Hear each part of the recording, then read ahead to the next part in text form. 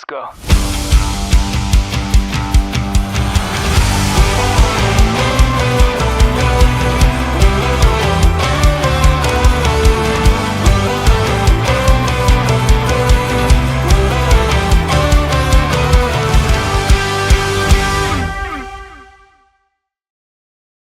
Good afternoon, good evening, everybody, and welcome to the Macmillan Education Advancing Futures Through Inclusion Festival, and in particular to this session, the pre-primary English session with Yvonne Dalorto, who is here on screen.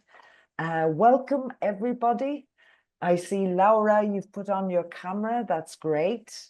Lovely to have faces on the screen. Other people can do so as well, but do keep your mic silenced, yeah, for the moment, because there are quite a few of us, and sometimes there can be background noise and interference. So let's keep, if you want to keep the cameras on or put the cameras on, perfect. Let's keep the sound, the mic silenced or muted. Brilliant. Okay, so we are going to give a minute for people to join, okay? 1 minute, because people might have come from the previous roundtable session on inclusion. If you have, I hope you really enjoyed it. I hope you had a great time, and at all the other sessions that you have attended over the last 3 days.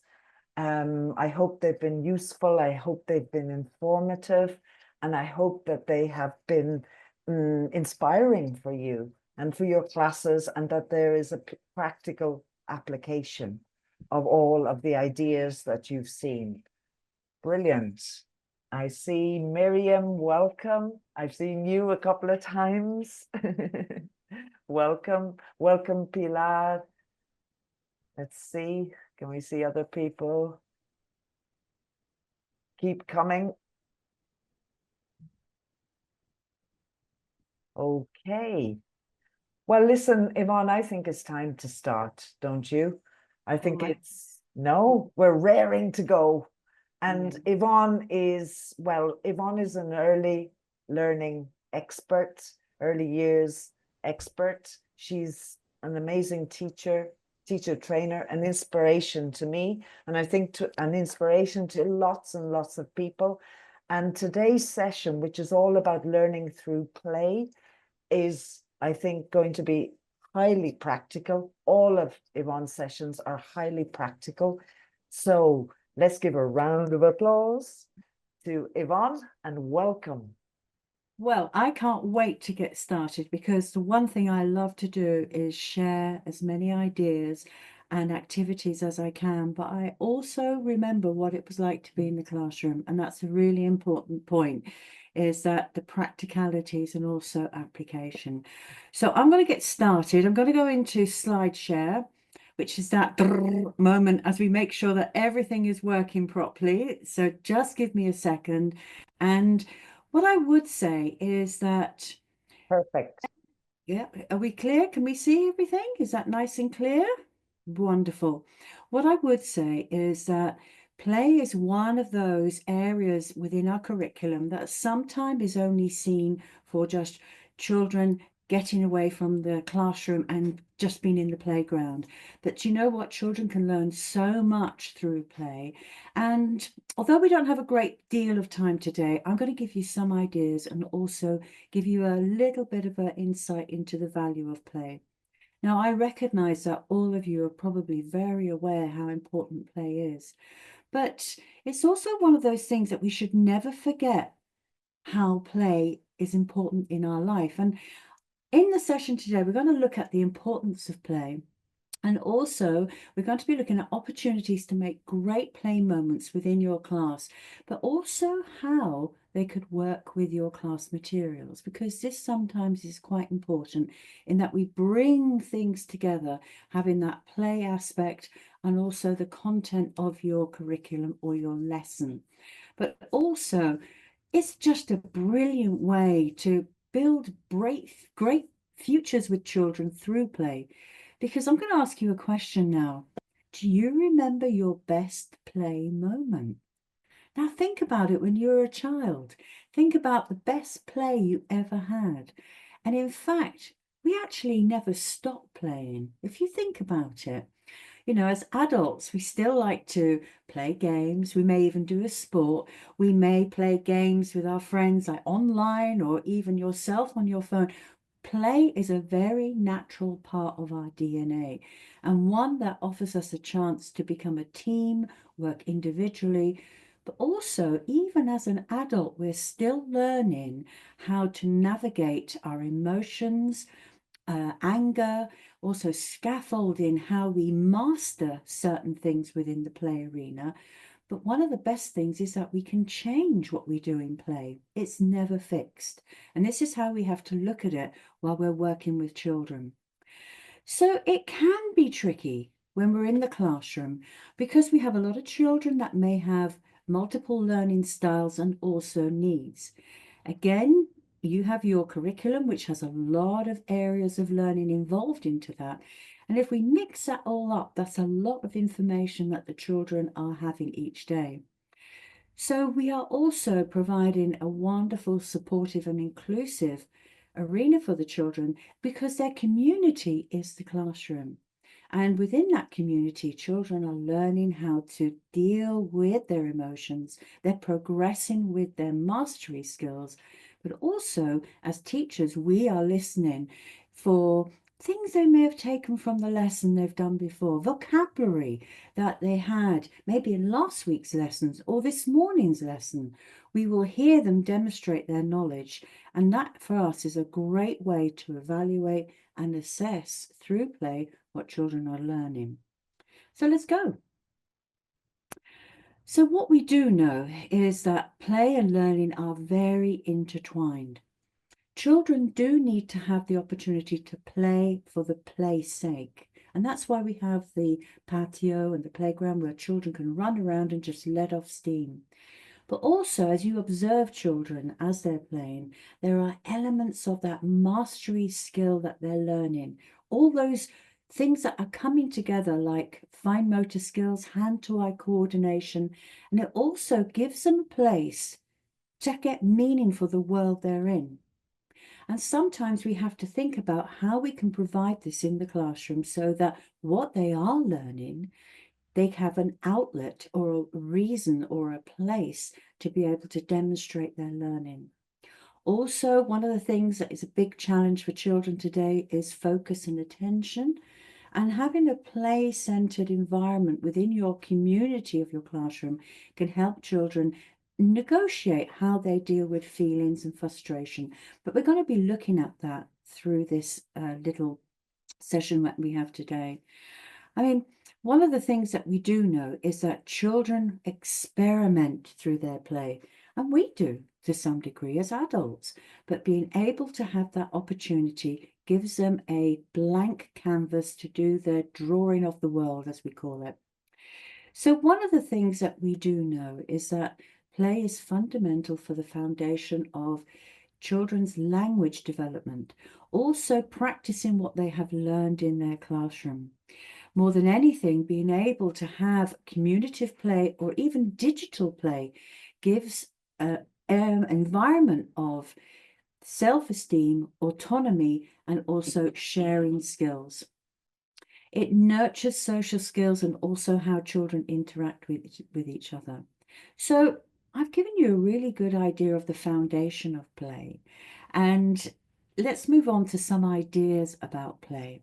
But before I go any further, it would be great to see in the chat what age ranges some of you are working with.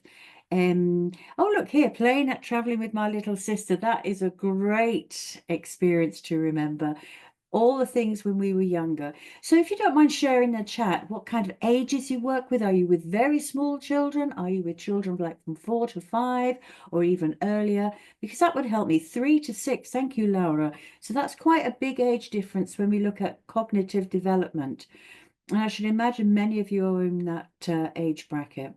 So if we think about what children are doing, you have challenges as well.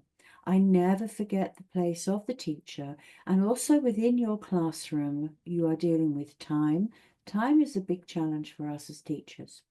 And also, if we have a certain period of time, when children are so young, they are dependent on us, and that time erodes away by the time we get them sitting down or into an activity.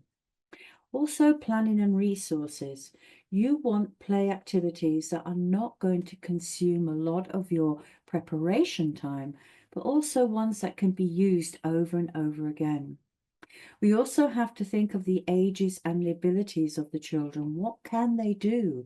But also, we want to challenge children a little bit so that they are getting that mastery attention to how they deal with things.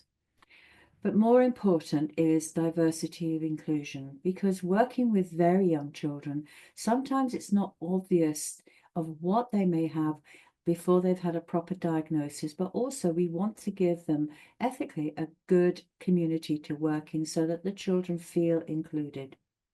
More than anything, I'm remembering how it was in the teacher, being a teacher, having to plan for all of these things.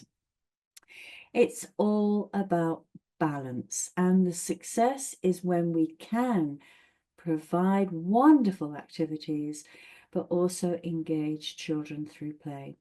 Now, you're probably thinking, well, Yvonne, that's just quite easy for you to say, but have you been in a classroom with 30 children? I have, and I remember exactly what it was like.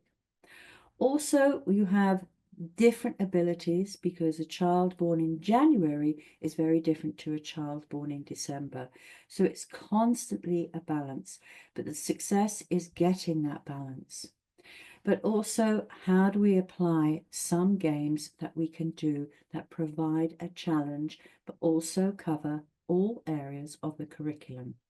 So we're going to have a look at a few ideas here. Now, I love this idea.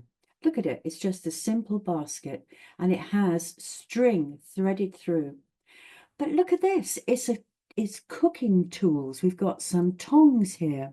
And as you can see in the basket, we have some little items, but they're big enough for the children to get with that pincer movement. This activity is a great one to do with children to work as a team, or also one child can be working because it brings the child to a point of perseverance. It also includes so many different elements. Let's see in the chat whether you could think of what this kind of game could help children do. If you think about it, it requires quite a lot of skill. So as you can see here, we've got tiny parts. We've also got little things inside. Yeah, look at this. Yeah, a range of age and ability. It can be made bigger or it can be made smaller. But these are games that help with personal, perseverance and also emotional awareness. Children will get frustrated. Some children may say, I can help, I can do things. Oh, look at this, motor skills. Thank you, Louise.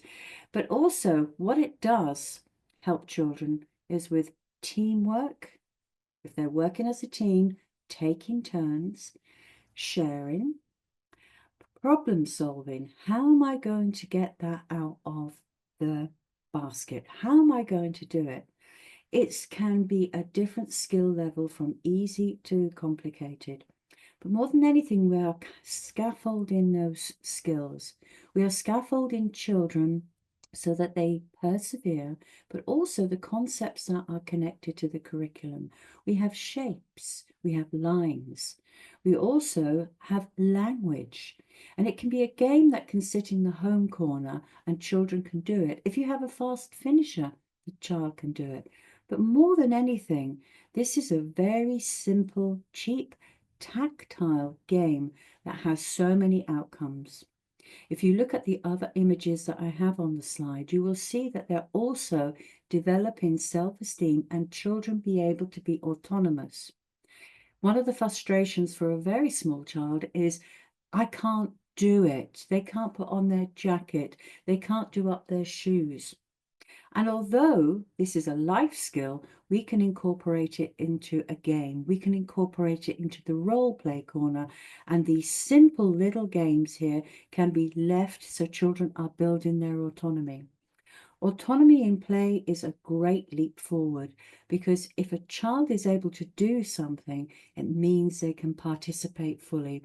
I love this idea. I don't know about you, but I love the fact that this is easy to scale up or scale down. And as you see here, we're also recycling. So again, we're bringing other elements of the curriculum into play.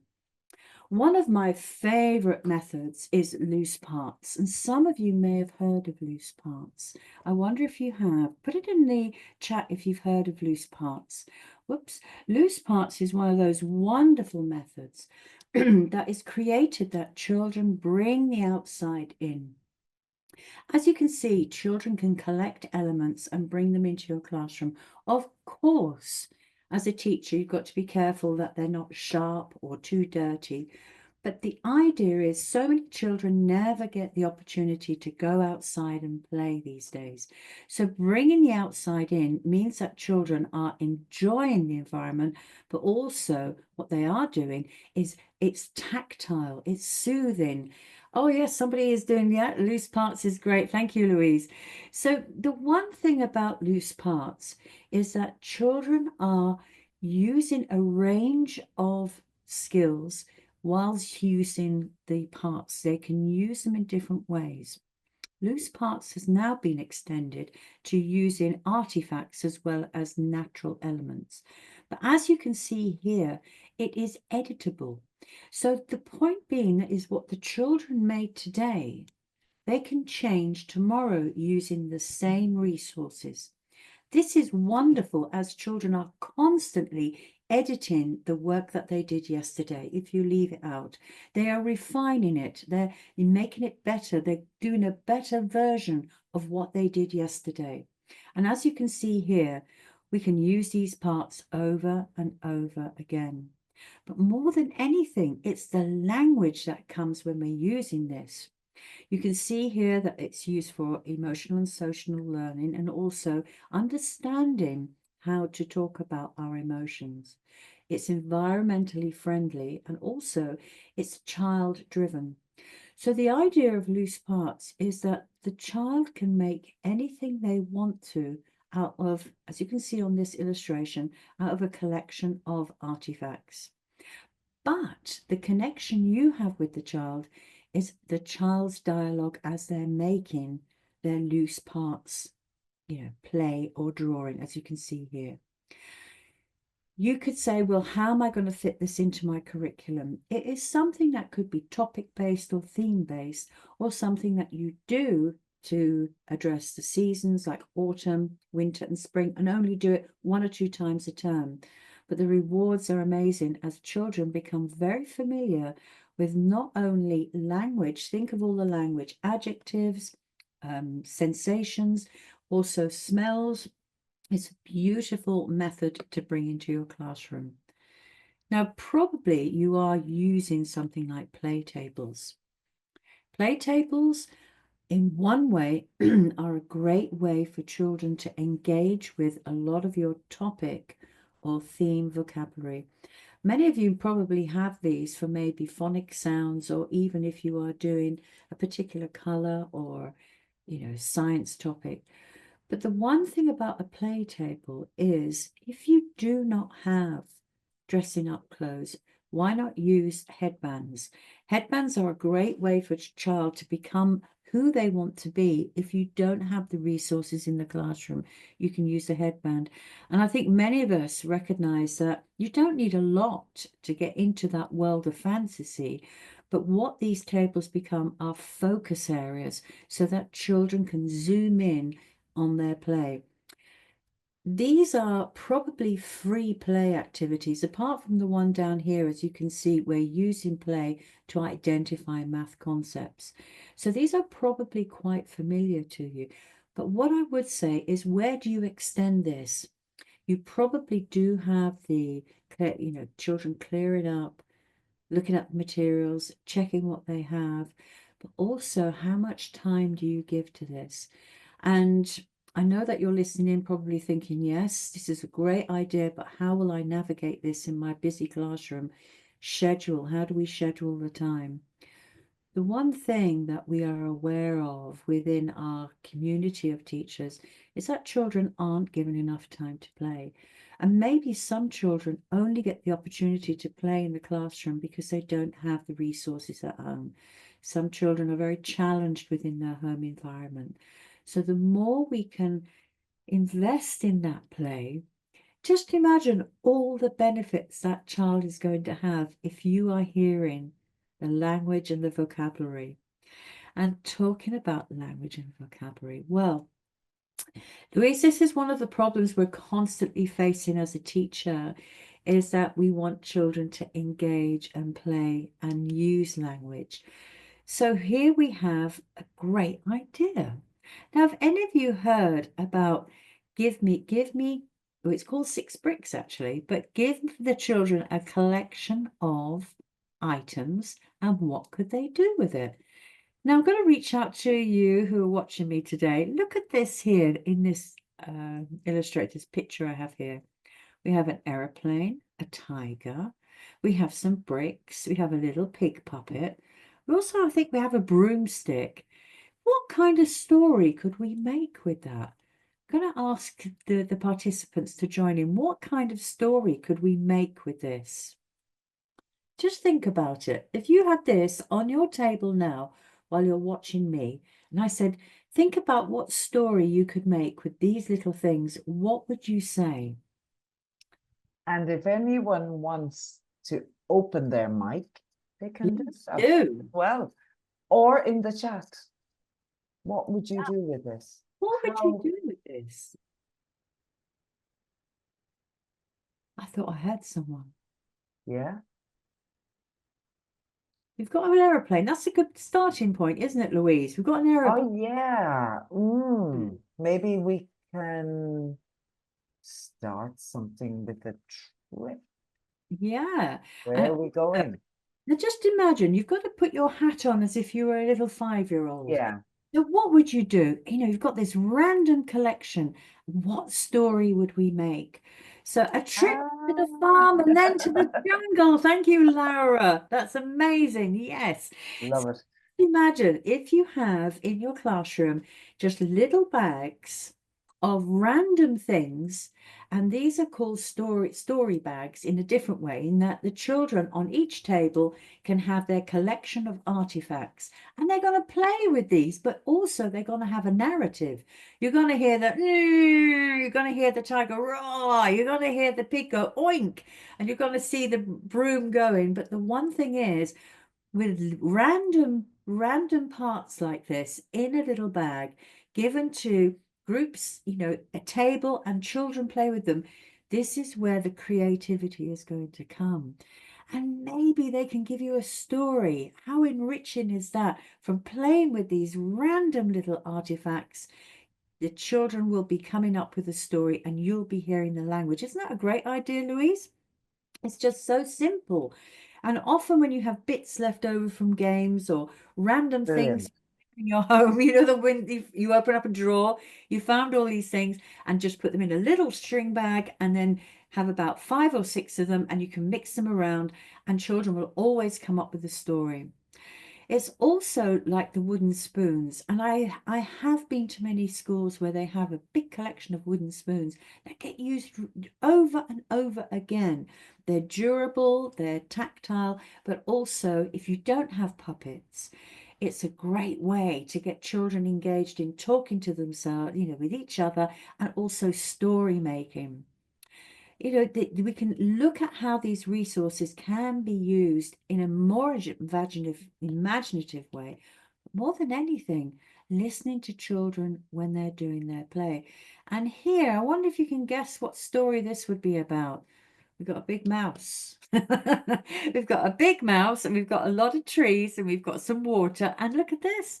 I could instantly make up a story about this. This would be lovely. But I also like the point, like in the Great Little People here, is that we have a board, an action board, and children are invited to move around the board and do an action, do an activity, do some speaking, but also it's progressive and it's fun, it's turn taking. And children begin to learn about the beginning and the middle and the end. And Louise, do you know what that relates to? The beginning and the middle and the end?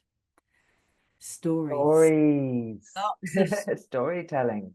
So, as we're doing our play and language, children are beginning to learn the most difficult concept, which can be creative writing. And creative writing, children usually have a great beginning, somewhere, and then at the end, they kind of can't get it right. But doing lots of infrastructure with early years, getting the language and the play, even if it's only mother tongue, that would be great. Oops. My sincere apologies, something's gone off here. Whoops.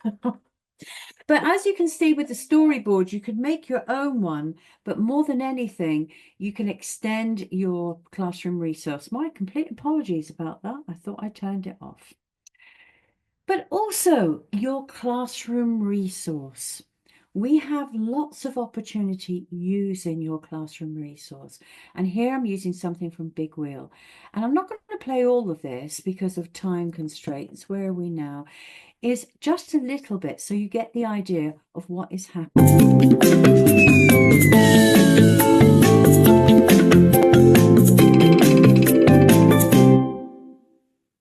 It's time for school. Dylan's excited. Hooray! Hooray! It's school today! Yes, Dylan. Let's get ready. Be good. Have you got your school bag, Dylan? Yes, I have. Have you got your pencil case? Yes, I have. Not going to play it all because we just don't have the time. But this is a great way for children to interact with the story. They're playing with the story. And more than anything, you can be asking questions. Now, if I think about the play after this, what would I do? I'd actually stop and go through and ask the children and get them to interact with me. So first I'd get the language in place.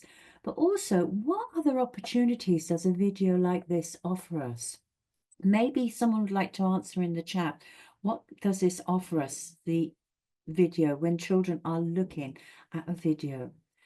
You might find that when they're in the patio, they'll be reproducing the vocabulary, they'll be role playing, but also more than anything, they are expressing their opinions and also dealing with emotion and autonomy, feeling empathy with characters.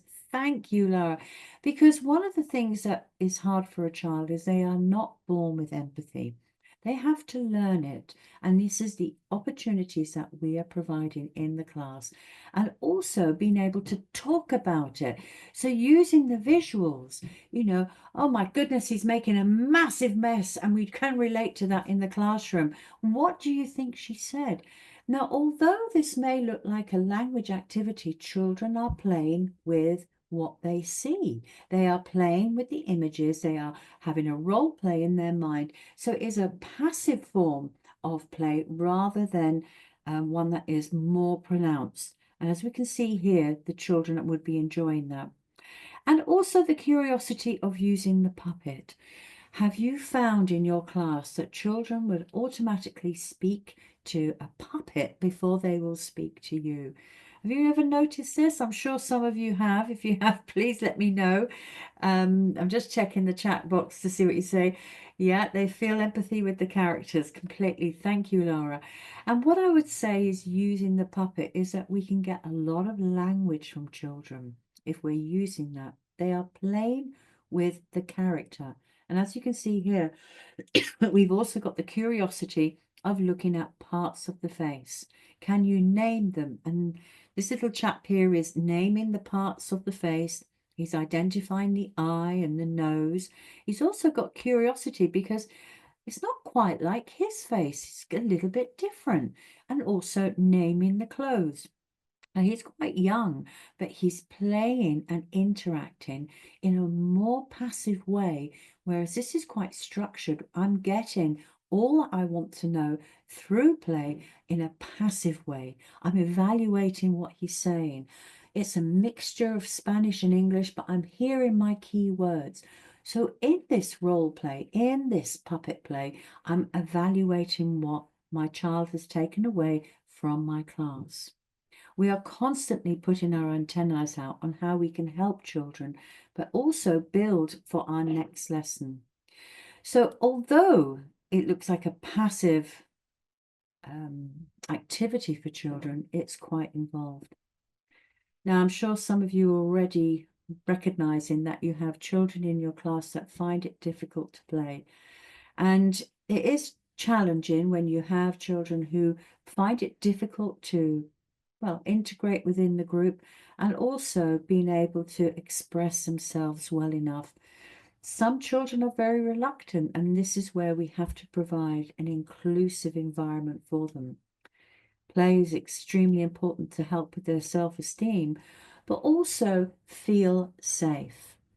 When children play, it gives them the opportunity to role play many of the things that they might find frightening. You probably can relate to children who want to be a monster, or they want to get scared, or they want to frighten people. This is a safe environment for them to do this, and also how to deal with the emotion that comes with it. But what do we do with children who really do not want to participate? It would be good to find an activity that draws them in, and also another child, working on activity that could be child focused with one child and then bring in another child. We're slowly building up into another child. An activity such as this, do you like this one, Louise? It's great, isn't it? Look at this. It's a box that they have to get into. But also what you can see here is a child who may not join a group activity would probably start this, and you can involve another child into their play arena so they're feeling secure about another child coming to help. And also maybe a third child. You're building up their ability to interact with other children securely, and it's a nice, safe game. Sometimes children can find it extremely challenging being able to be in team games where they can work on a game that is one-to-one. They're also building meaningful relationships, meaning that if you can start them off at this level with one little game like this, I mean, Louise, this is brilliant. Look at it, all the little locks and also all the cues. Oh, it just invites opening. It does, it does. And what the children will be doing with this, developing a lot of hand-to-eye skills, and Yeah. also, all right, so Vanessa said, I find it really Yeah. difficult to use a puppet. Well, just mentioning using a puppet, I'll get back to that if there's some time at the end, but what I would say is that children need to build up their relationship with the puppet, and you have to kind of detach yourself from the puppet as well. So the puppet is that other person in the room, and also that free flow of language. So it's about the skill of being able to get the puppet to look at you. Am I talking to the puppet? Yes, I'm talking to the puppet, and how you do that. But also bringing into, when you have puppets, children's greater knowledge, asking them questions that you know they can respond to, like colors. Can you see something red? What color is this? Getting them to use everything they know about that puppet to be able to extend that relationship with the puppet. So maybe this is something we can offer more on in the future, Louise, on how to do puppets. So in the moment play, I'm aware of the time, in the moment play is one of my favorite as well. It's just following the child's trajectory of when they have that moment. And you can see here, this is a great part, you know, with a little feather coming down, it's like, wow. And we call this the wow moment. And having the wow moment means that children are just following that play trajectory. Isn't that a lovely picture? So the wow moment is spontaneous play, and it can come from moments of boredom. Now, we often talk about children getting bored, but you know, giving children a space to be able to think about play is absolutely amazing. From boredom comes some of the best ideas, and also children's inertia to begin to do something. But as you can see, the spark comes when we can start with play, that children have got the inertia to get going by themselves. when they have created their own play, it's not quite like loose parts. In the moment planning, in the moment play is when children just go with that, whatever they've seen, whatever they do. It could be a moment from your class resources, it could be something in the patio, but the spark comes from children finding a prop or finding something that just becomes an idea. The great thing about in the moment planning is that you, the teacher, follow their lead. So if they're talking about superheroes, you ask them about superheroes. If they're talking about driving a truck, which is a cardboard box, you talk to them about that. And this in the moment planning is one of our optimum areas for when we learn. Have a look at this. It's in the handout about looking at play and also in the moment, because you'll find out how many ways that we can use this method to help children. So one of the things I would say, I'm just going to pop back a moment. One of the things I would say is that we haven't had a lot of time to explore too many things. But what I would say is that some of the activities that you've seen here actually don't need a lot of preparation, and some of the ideas are reusable over and over again. The one thing about using puppets is leaving the puppets to one side so first the children can use them as manipulatives. They need to interact with them by themselves before you interact with them. Let them build up a tactile relationship with the puppets, with touching and feeling, putting their hand in, so that when it becomes your puppet and you're speaking to the puppet, there is an air of familiarity and you can pass that puppet back to them.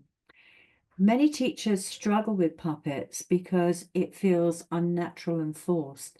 But actually, if we get it from the point of the child where they are interacting, if you find 2 or 3 children in the class are interacting really well, use them as your model for what you want from the children. Also, there are strategies like the puppets being able to describe emotion, or if you are finding the class a little bit challenging, you can say to your puppet, oh my goodness, what's happening in my class? So that this becomes your prop, but also your other voice. The puppets give children another voice as well. So, Louise, as we thought, the puppets, so there's a great session about puppets. I've got the message, don't you worry. Yeah, and persona dolls, a great one about persona dolls as well, which is something else we Yeah. can use. And there's an interesting comment from Laura, Yes. Laura Mallon, who says, when my kids talk to Mimi, they mix Spanish and English, but they clearly have a communicative intention. So the And, use of one's own language is not a barrier. but the thing is, remember when children are speaking with mixed languages, the reason why that they are speaking in Spanglish is because they haven't got the vocabulary yet. Once that vocabulary is in place, of course, you know, they'll have more English and Spanish in your class. But it must be fun that you put yourself back into the position of a small child. It is hugely frustrating when you want to say something and all you can say is in kind of a little bit of English and a little bit of Spanish. So it does come. But I always used to, in my class, if the child responded in Spanish, I would respond in English. If they'd say, oh, yo tengo un palo, I'd say, yes, you have a stick. What is it? It is a stick. So, you know, applaud the effort that the child is making, because it is. And with Mimi, as you saw that little boy with the puppet, the engagement went from talking to it to actually having quite a nice little relationship with the touching the eyes, touching the nose, touching the face. I thought it was very, very sweet that that was happening. And as we're coming to the close of the session, I've got it bang on time. We must remember this lovely quote that children learn as they play, but also they have to play to learn. So I'm going to say thank you, but before I go, I have a QR code that you can scan for some feedback. And I'd love to know if you found some of the activities helpful in the chat. If you could just say if any of this was helpful, and also if you will have a look at the methods I've mentioned, such as loose parts, in the moment play, and also some of those strategies for perseverance, self-esteem, autonomy, and don't forget fun. So yeah, thank you. Thank Oh, you, Laura, thank you very Yvonne. much. You've really Yeah, participated. yeah, it's been wonderful. Thank you, Laura. Thank you, everyone. Thank Thank you you, for being everyone. I do appreciate that it is a late night and you're probably coming in from here. school and a long day. And it has been absolutely lovely to join in with you. Thank you. Absolutely. And I've put the link in for the feedback form in the chat, just in case some people find it difficult to scan the QR code. Your feedback is very important because Would you mind? you know, it will help us to plan future sessions, such as a session on puppets. We have a quick Okay. question here about Would you little great mind to people. compare great Yeah, little people and big wheel? Well, they're different. they are different. Yeah, they are different in Yeah. the sense that well, big Well, wheel little, is a course. Yeah. yeah. And Yvonne, you know, yeah, let Yes, me speak a yes, bit. yeah. I'm Well, butting in. yeah, but Big Wheel is an emotional journey for children to build Yeah, not only language but also supports their social and emotional learning because there's a lot of interactions and role play. But also Little Great People is a great way for all children to great learn little about, people. yeah, Little Great People about phonics and language. And within that, there's puppets, there's games, but it's a progressive program where children are building up their phonemic awareness and graphemes, which means letter sounds and letter shapes. So that's the difference between the two. That the one is kind of like a language focus on phonics embedded in games and interactions and puppets and soft toys and storybooks, which is great. And you've got another one with Big Wheel, which is a course.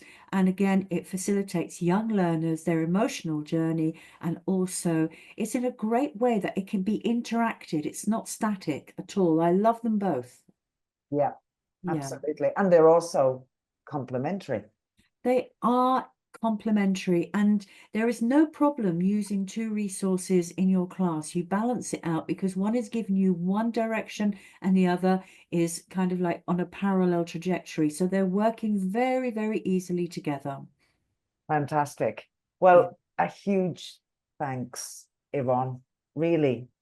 I know you've had a short time, but you've actually done a lot, a Oh, hell of a lot, yeah, in this short time. And always. given, and it's all been so practical. That's the key, no? Practical, but with a really clear reason why we're doing all this. I think Laura is nodding her head there. If anyone wants to open their mic and say anything, you're welcome. But thank you, thank you, because it's so important, this kind of training, I Yeah. think, and And I want to application. thank you all. And I wish I had another hour really to go on because I We'll kind of have in spent the more time. But future. anyway, We'll have in the future. Don't worry. Don't yeah. worry. This Yeah.